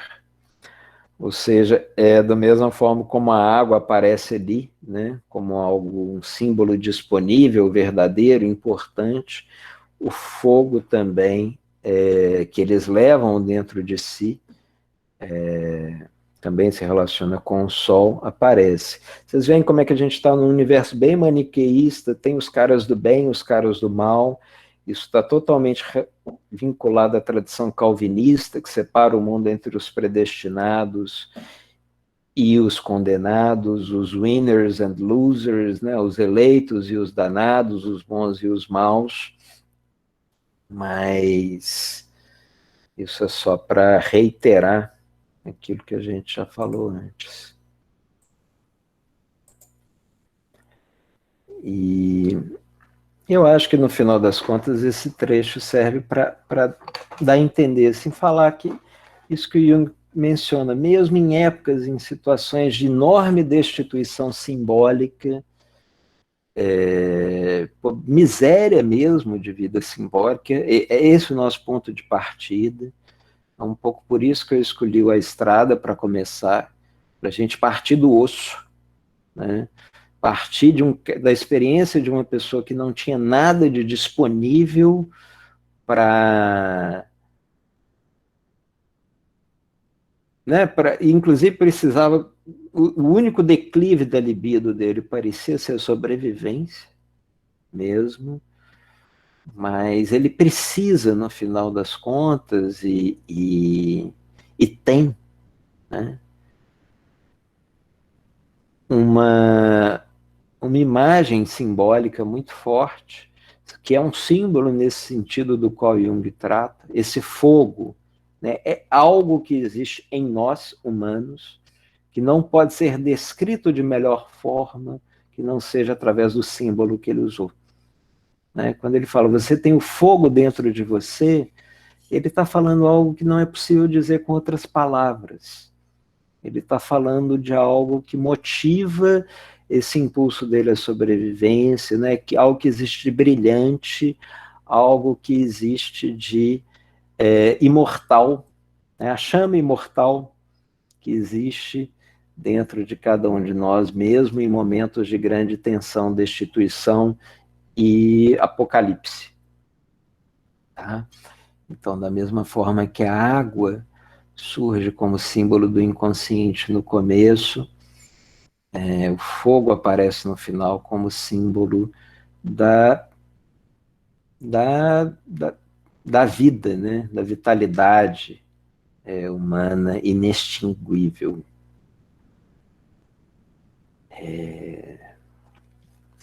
A gente vai passar agora para passar para a Luísa, se alguém quiser falar, fico feliz também, pode levantar a mão. E é isso, já já eu comento. A Ju, maravilha. Olá. Oi. Gustavo, eu tenho duas dúvidas. Uhum. Na verdade, eu tenho dúvida sobre o conceito de sombra em Jung. Naquela palestra que você indicou da Patricia Berry, é esse o nome dela? Ela fala a partir do sonho do fumante, do cigarro. Eu não entendi Eu lembro. direito eu entendi que ela associa a fumaça a uma relação com o transcendental, mas eu não entendi direito porque aparece aquele machão no sonho do cara e ela coloca que ali tem uma sombra. Eu não consegui entender, não sei porque meu inglês também é bem limitado, então não sei se tem a ver com isso, mas no Resposta a Jó aparece a sombra também. Uhum. E eu achei interessante porque eu fiquei pensando no A Estrada, porque o sol não está presente no livro, né? Tem uma constante ausência de sol. E aí, quando eu li o Jung, e o sol com Deus, com fogo, com pai, e aquele pai super presente enquanto o sol está ausente, eu fiquei. Enfim, será que aqui tem alguma pista? Será que eu consigo tirar a sombra de algum lugar aqui? Porque, enfim. Mas aí eu consigo achar aqui no Resposta a Jó a parte que ele fala da sombra. Parece que é Cristo, né? Então, aqui no parágrafo 725, é Cristo, na sua qualidade de chefe do exército celeste, que pisa o lagar de vinho do furor da ira de Deus onipotente. Seu manto foi embebido no sangue. Ele monta o cavalo branco e com a espada que sai de sua boca mata a fera e com ela o falso profeta, que é também o seu reflexo ou correspondente tenebroso dele ou de João, ou seja, a sombra. Tá. Tá. Em relação à palestra da Patricia Berry, eu acho que foi bem colocado porque a sombra estava naquele esquema que eu mostrei para vocês também, de um jeito que nem precisava estar, porque podia gerar mais confusão. A sombra é bastante utilitária, né, um conceito bastante utilitário no bom sentido para terapeutas junguianos. E nesse caso ela está falando, se você é um homem, aparece um homem no seu sonho, eles vão fazer quase que uma interpretação imediata de que a sua sombra é um aspecto da sua personalidade que seu consciente recusa.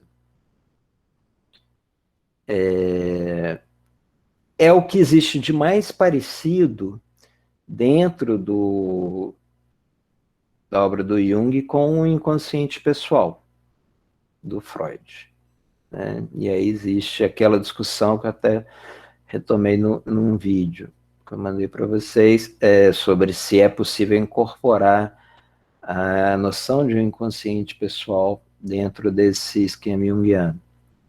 Então tem esse aspecto, e ela seria um dos arquétipos também. Então, essa seria uma leitura que te diria, não existe inconsciente pessoal no pensamento junguiano, porque aquilo que equivale a um pensamento, a um consciente pessoal, é arquetípico, é conteúdo arquetípico. Né? Aquilo que você manifesta como sua sombra vem também do universo dos arquétipos e não está vinculado necessariamente às suas memórias individuais.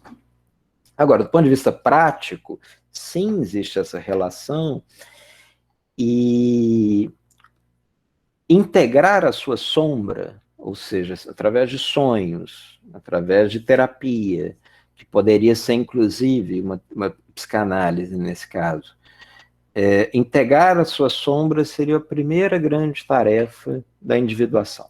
que é você conviver bem com aspectos da sua personalidade que você reprime, que o seu consciente rejeita, né? Tem uma palestra muito bonita do Alan Watts, eu vou lembrar de dar para vocês o link, em que ele fala que assim, a melhor coisa de conviver com Jung era conviver com alguém que estava de bem consigo mesmo, com aspectos da personalidade dele, que ele próprio devia rejeitar, provavelmente. E então, essa dimensão da terapia seria a primeira. Depois disso, você entraria em lidar com a dimensão mais profunda, mais complexa, que é ânimos, ânima, né? E aí já seria um processo de individuação mais avançado. Agora, eu não vou, assim, a proposta, a não ser em casos específicos, é de pensar com vocês esse conceito de vida simbólica sem entrar demais nos arquétipos junguianos especificamente. Sombra, sono, ânimo, velho sábio, puer-eternos, né?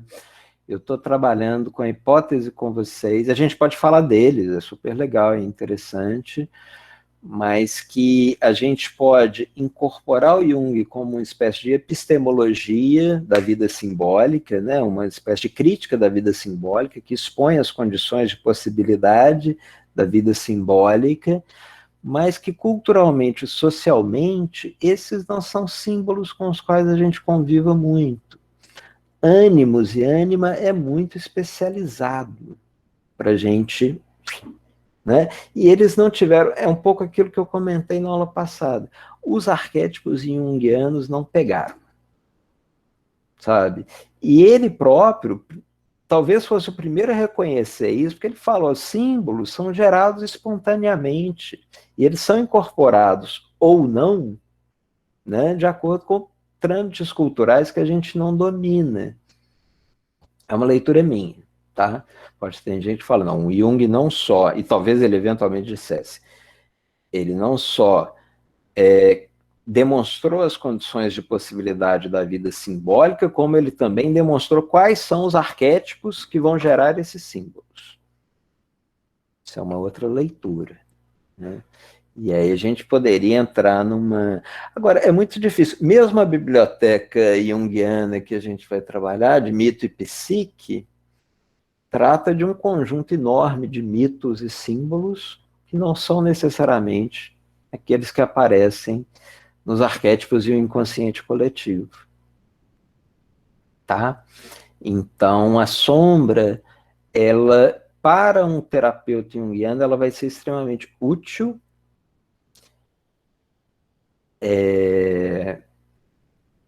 o conceito, a ideia, por isso que a Patricia Berry fala disso também, é uma coisa que facilita, né, uma determinada dinâmica, mas eu estou até te respondendo com calma agora, porque eu acho que a gente talvez não volte tanto a esse termo.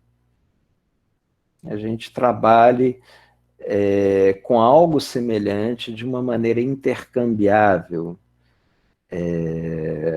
né? Embora sombra seja bom, assim, porque é relativamente fácil de incorporar a ideia de que tem isso, tem uma parte de você que você rejeita e que você, em determinados momentos, vai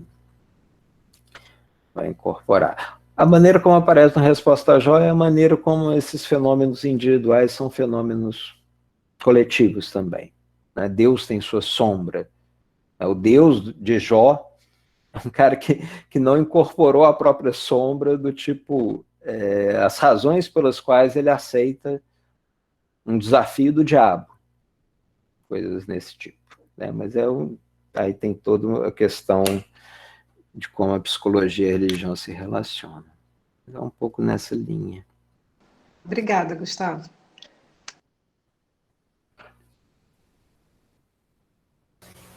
Eu acho que eu vou puxar então algumas perguntas aqui do chat, a menos que alguém queira falar mais alguma coisa.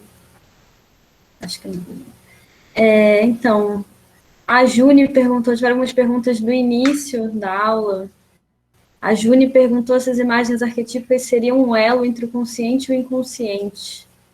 E o Antônio perguntou se o luminoso seria o transcendente. Tá. Juni, sim, ótima pergunta, porque símbolo e imagem arquetípica são termos mais ou menos intercambiáveis, né? O que não é intercambiável é símbolo e arquétipo, são coisas diferentes, tá?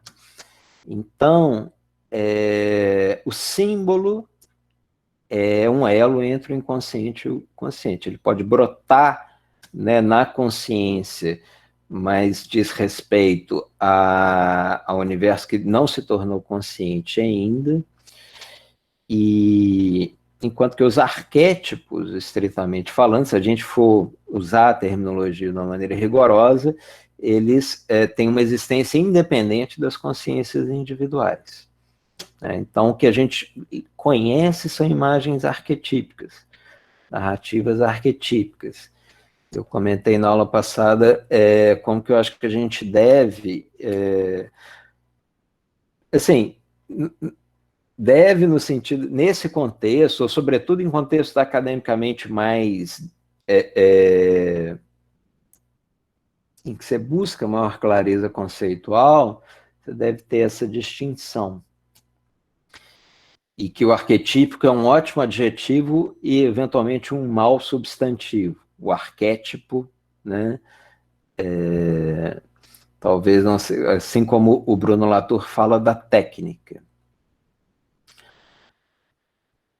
Então, sim, imagens arquetípicas e símbolos se equivalem. Talvez, inclusive, quando você fala de um sonho, você tenda a usar o termo imagem arquetípica, não, dependendo do caso, mas eles costumam ser intercambiáveis e são, sim, um elo entre o inconsciente e o consciente. Eu gosto do termo símbolo, no caso, porque ele se deu ao trabalho de repetir isso 1000 vezes na obra dele. Símbolo, nesse contexto, é aquilo que remete a algo não definível, né? E, ao mesmo tempo, é algo que tem essa especificidade na obra dele, mas não é tão específico quanto o termo arquétipo, que é algo que a gente já associa ao Jung logo de cara, né? Então, se eu fizesse um curso falando da vida arquetípica, para mim isso faz menos sentido que pensar em termos de vida simbólica, porque muita gente tem vida simbólica, né, por caminhos que passam longe daquilo que o Jung chama de arquétipo, ou dos arquétipos jungianos. Então, de novo, voltando à questão da Ju, ele fornece um quadro muito legal para a gente pensar a vida simbólica, né, a maneira como a gente lida com símbolos.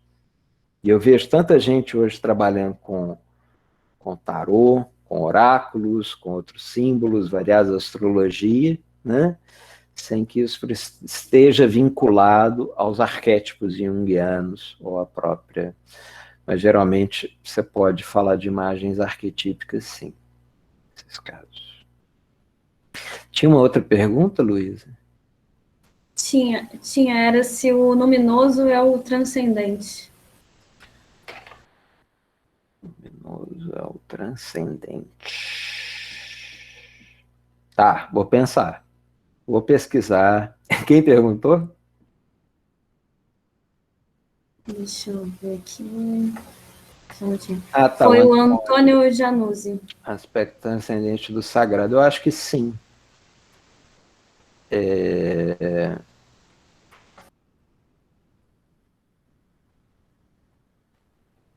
Mas é engraçado, é um termo que a gente vê pouco, transcendência, na obra dele. Talvez por algum motivo, né? Dentro da história dos conceitos, da linguagem psicanalítica. Talvez você veja até o contrário, assim, ficando na obra do Jung. Talvez ele fale, eu não estou falando... ele fala com muita frequência, o que eu falo é absolutamente empírico. É aquilo que eu percebo. Né? Isso não impede de haver uma transcendência, de você perceber no empírico transcendente, mas ele talvez evitasse esse termo que ele tem de conotação metafísica, de superação de um determinado... Mas é uma questão, a gente pode ver e talvez surja aqui e ali. Acho que você falou uma coisa boa aqui no chat, é o aspecto transcendente, né, do sagrado. A Júlia está ajudando aí, obrigado, Júlia. Essa é uma terminologia que eu teria que rever mesmo para pensar a respeito. Tem mais, Luiz? Sim, o Luiz Henrique está perguntando se a gente pode pensar constelar como uma constante criação de relações.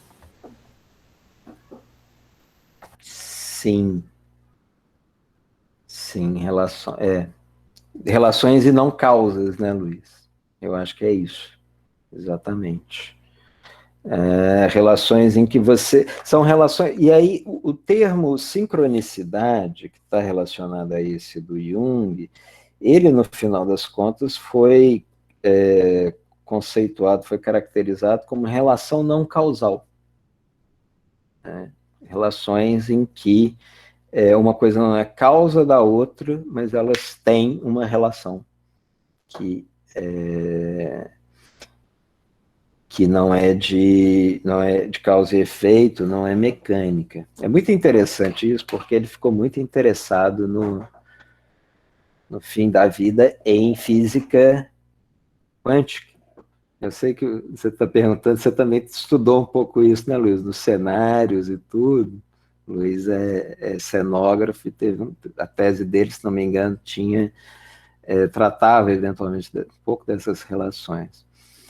E ele ficou muito interessado porque justamente era um campo da física que tratava de relações não causais. Né? Existe um termo da física quântica que se refere a partículas adjacentes, que tem muito a ver com a ideia de constelar, que tratam de duas partículas que estão separadas no tempo, né, e no espaço, e que de repente mostram comportamentos semelhantes, sincrônicos, sem que você perceba relações causais, sem que uma venha antes da outra, ou seja, causa da outra, e sem que elas tenham uma causa em comum, uma origem. Então elas se relacionam. Como não sei. E eu acho que são ligações também, né? O termo constelação, constelar lembra um pouco desenhar. E a própria constelação, as constelações, tal como a gente desenhou no céu, né? Símbolos que surgiram da nossa relação com as estrelas, elas tratam de coisas que brotam juntos, né? Falando essas 3, 4 estrelas juntas, elas formam esse desenho. Elas constelam um caranguejo. E aí a coisa se desdobra a partir daí. E, ao mesmo tempo, os mitos constelam. Né? Então, o mito de Perséfone e Hades constela violência, constela inocência, que constela violência e depressão. A gente vai tratar disso em 2 aulas diferentes. Primeiro, do ponto de vista de Perséfone, sobre meninos e lobos, e depois do ponto de vista de Deméter, com o dia de abandono.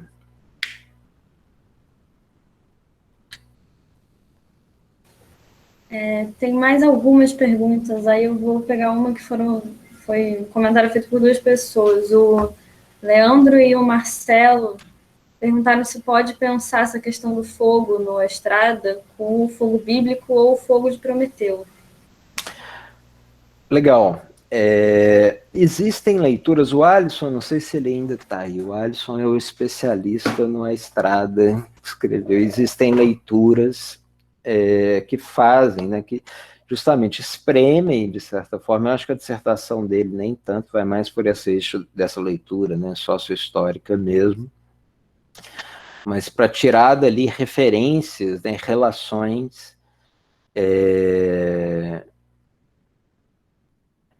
Tá comentando. É porque ele é especialista agora em Ursula Le Guin, né? A tese dele foi sobre a Úrsula. Sobre a Estada foi a dissertação. Mas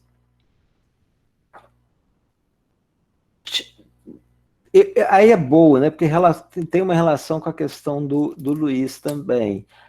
A gente pode presumir uma relação com o fogo de Prometeu e com o fogo bíblico, desde que a gente entenda que é uma relação não causal. Ou seja, que não foi exatamente uma intenção do autor de fazer uma referência, né?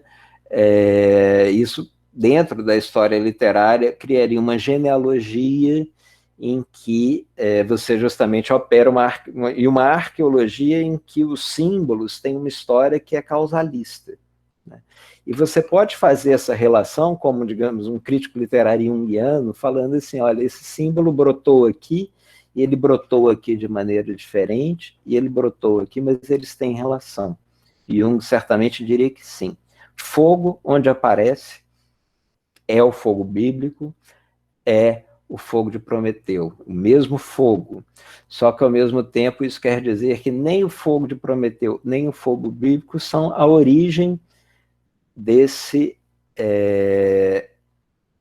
né, são referenciados como algo de originário. Isso é interessante da gente ter em mente. Até porque, no caso de um Cormac McCarthy, a gente está falando de alguém que claramente... pela própria conexão entre forma e conteúdo, né, não está fazendo referência a nada. Está justamente tirando do osso da vida destituída o que ficou, em termos de simbólico. Ficou a água, ficou o fogo. E isso é muito característico dos escritores estadunidenses, né, da literatura dos Estados Unidos, quando a gente compara com a literatura europeia. Eles não fazem questão de referir tradição nenhuma, com muita frequência. E eu acho interessante porque, justamente, ter isso em mente, criou-se uma ideia de que, para você, vamos supor, ser um crítico junguiano, você precisaria ter uma extrema erudição, né? Você vai escrever um ensaio sobre o fogo na obra do McCarthy, a partir desse símbolo, você precisaria conhecer todas as manifestações, né? Ancorar tudo isso na tradição, e sobretudo na tradição mítica europeia, judaico-cristã, e por aí vai. E eu acho interessante a gente partir dessa destituição, que é característica, né, às vezes, da literatura dos estadunidenses, porque o arcabouço, né,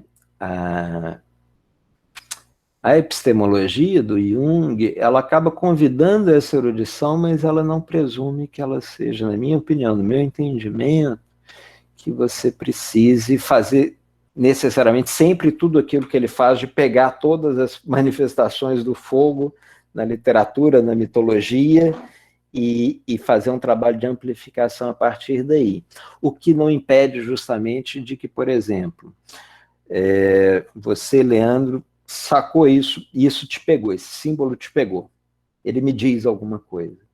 E aí eu vou buscar ele. Tem ele na Bíblia, eu lembrei que tem ele no Prometeu, mas teve também numa história que minha avó me contava, né, falava do fogo e falava de um jeito igual. E no sonho que eu tive, e na literatura do fulano de tal brasileiro, na série que eu vi outro dia, o que se chama amplificação a partir dos símbolos junguianos é isso. Ela não tem uma direção necessariamente em direção à erudição dos textos antigos. Ela é amplificada, né, é a contemplação e a atenção dada a um símbolo em diferentes direções. E aí envolve, não é só na biblioteca que você faz amplificação, é no seu dia a dia, né, que você concede uma atenção aos símbolos e entende o que eles estão querendo te dizer. De repente, uma pessoa que sonha durante um período de depressão, por exemplo, sonha com fogo, ou lê um livro e aquela referência ao fogo fala algo sobre ela. Ela pode estar sacando que o declive dela naquele momento é justamente um momento de uma nova vitalidade que está surgindo, que aquele fogo disse. Sabe? E aí, da mesma forma como eu falei, que às vezes tem declives e símbolos que vão nos permitir, né, aceitar determinados momentos, épocas mais depressivas da nossa vida, às vezes tem o contrário também. O fogo aparece num sonho, num livro, numa história, numa anedota que seja, para nos dizer que existe uma energia nova, né, que existe libido disponível para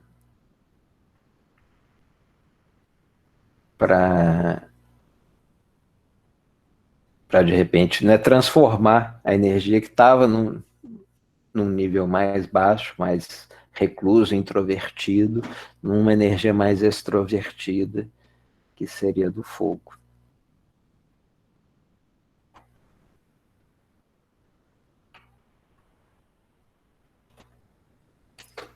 Bom, tem mais algumas perguntas. Quer continuar? Mais uma. Que é isso, né? Vou fazer mais uma, então, e se mais alguém quiser falar, ou... Aí também ligado ao Estrada, o Marcelo também comentou que a família teria um cachorro no livro, é o único animal que aparece durante o romance. E se essa reconciliação com os símbolos, ela também tem relação com uma reconciliação com a animalidade. Legal, ótimo assunto, né? O não humano e o animal. Porque essa reação ao desencantamento do mundo e a uma vida simbolicamente empobrecida, ela está vindo também no contemporâneo em uma nova relação com o animal e o não humano. Então, eu acho que é uma ótima sacada, assim, de que, né, o mundo empobrecido de símbolos ali também é um mundo empobrecido do mundo não humano, do mundo animal.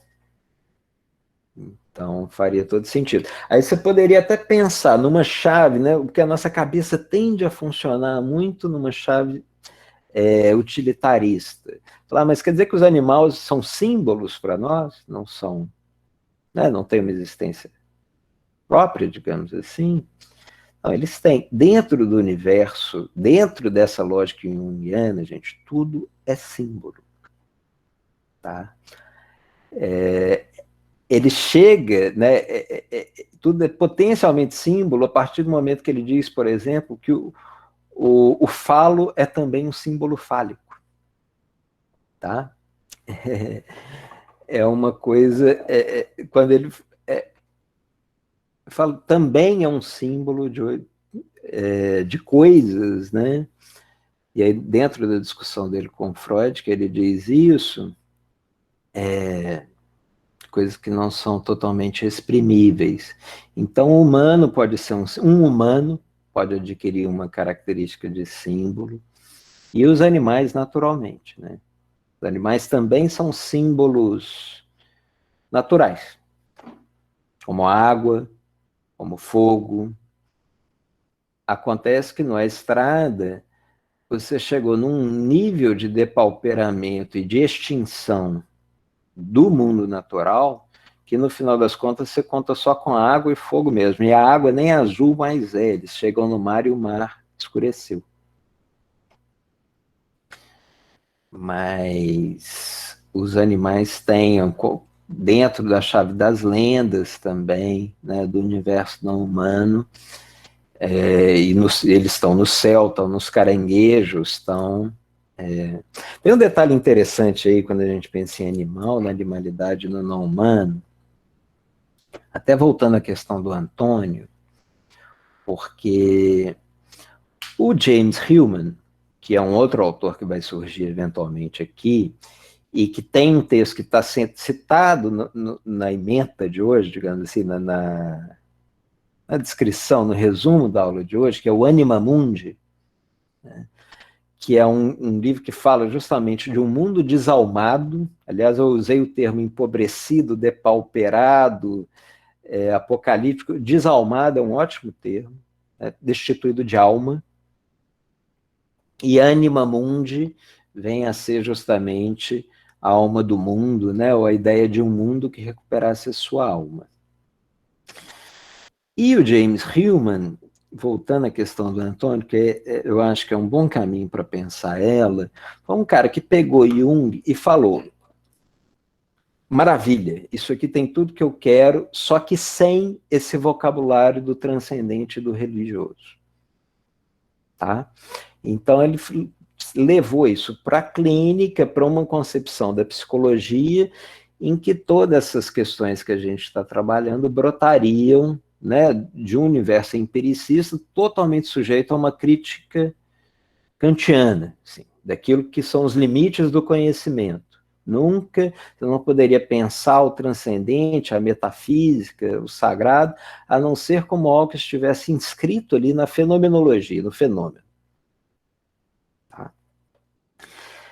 E é curioso porque ele deu já mais velho, 2000 e pouco, ele deu uma palestra que eu amo, vou botar o título para você. Aliás, não, vou lembrar depois, vou anotar aqui, palestra do Alan Watts e do James Hillman sobre cosmologia. E ele deu uma palestra em que ele falou que ele recusou a vida inteira a oferecer uma cosmologia a partir das leituras do conhecimento dele do Jung. E isso foi um princípio, né? Isso teria sido um gesto deliberado, e só que ele se via naquele momento na necessidade de fazer esse outro gesto, de pensar uma cosmologia, de tentar especular uma metafísica, porque o mundo estava desalmado de uma maneira que necessitava de um gesto extremo na outra direção, em direção ao transcendente e a um mundo almado. E eu estou lembrando disso, porque não vai dar para desenvolver agora, mas no final da palestra ele faz referência ao Timeu, de Platão, que é um livro que cria uma cosmologia com base nos sólidos, né, nos chamados seis sólidos ideais de Platão, e foram justamente os sólidos que o Kepler usou para pensar o modelo geométrico do universo, quadrado, octaedro, enfim, chega no dodecaedro. E ele lembra, o James Hillman, que quando chega no dodecaedro, nessa estrutura geométrica, que seria a estrutura do cosmos platônico, o Platão fala que sim, e esse dodecaedro, em cada uma das 12 faces dele, existe um animal. Tem a forma de um animal. E é um plot twist incrível, assim, porque você tem um universo geométrico, né, uma metafísica absolutamente ideal e né, fundada em princípios matemáticos, e o Platão, quando chega no final dela, fala, mas todos eles têm uma forma de um animal. É claro que eu faço uma relação direta disso com os 12 signos do zodíaco, é impossível não fazer os 12 animais que estão em cada face, né, do dodecaedro zodiacal, mas o James Hillman faz muito no sentido de pensar, né, de especular com a metafísica, com a cosmologia, e de falar que tudo bem, né, a gente especula, só que o que a gente descobre lá no final, na ponta final disso é o quê? Aquilo que a gente vê aqui, animais, não humanos. Né?